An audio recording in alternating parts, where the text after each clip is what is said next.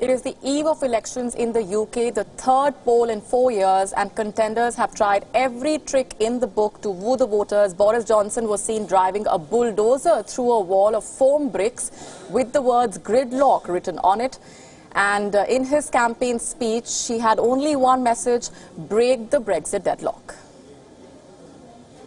Using infrastructure, education and technology to bring the country together. We have a vision of a united kingdom. Jeremy Corbyn would divide our kingdom. And I can tell you this, we can do all of this as One Nation Conservatives whilst not putting up your taxes.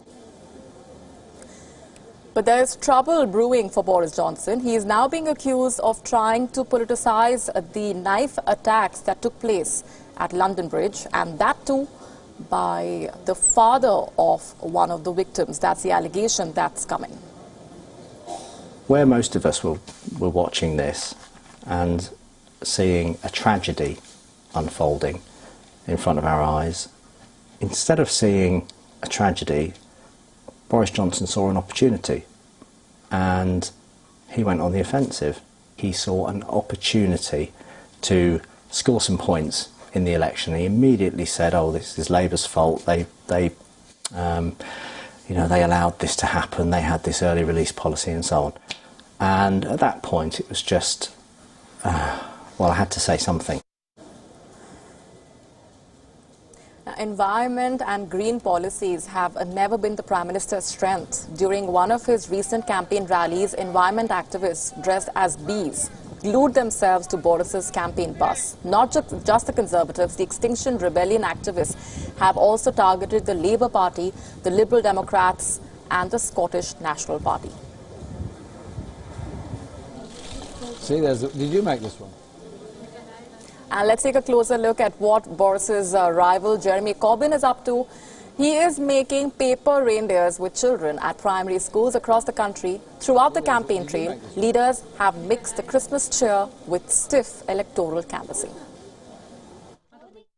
I would encourage everyone to vote Labour in the election. We've put forward a manifesto, a comprehensive programme for this country. It's a fully costed and funded programme, and it will end the injustices and inequality and poverty in Britain and invest for the future. We're not into coalitions or tactical voting. We are determined to win this election.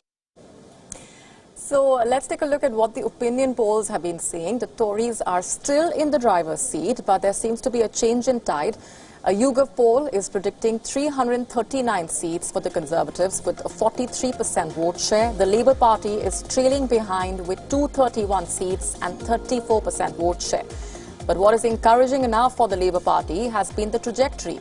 Over the past week, the Conservatives' lead over the Tories has come down from 12 points to 9. So the slender majority of 28 is not something that Boris Johnson can count on that easily.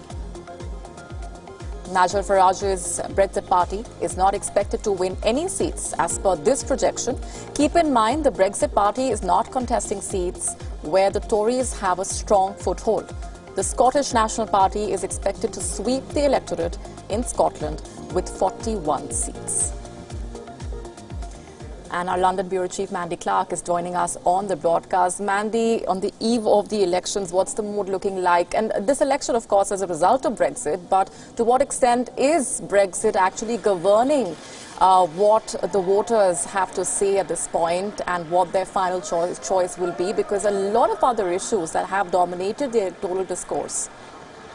Well, it's interesting. You know, in many ways, this has been described as the Brexit election because, of course, it came about because of that stalemate in Parliament. But the voters themselves don't just consider Brexit the main reason they're going to the polls. A big issue that lots of voters are equally concerned about is the NHS, which is the healthcare system. So it's not, for many voters, even though it's been framed, certainly in the media, as it's all about Brexit, there are other issues that really do concern people. Their schools, healthcare, and the state of the economy. Those are other factors that we are seeing that the voters are concerned about. So even though that the Tories have said over and over, this is all about Brexit, let's get Brexit done, it doesn't seem that's the only issue that's going to be in the polling box. Right, and given the strategy that's been adopted by each of the main contenders, very interesting how they've been making coffee, they've been making paper reindeers with the children. Give our viewers a better idea of the innovative means that have been used in this campaign? Well, you know, Boris Johnson with a bulldozer driving through, Styrofoam. That is classic Boris Johnson. He's the same mayor who also jumped out of an airplane. He goes for those big show-stopping stunts.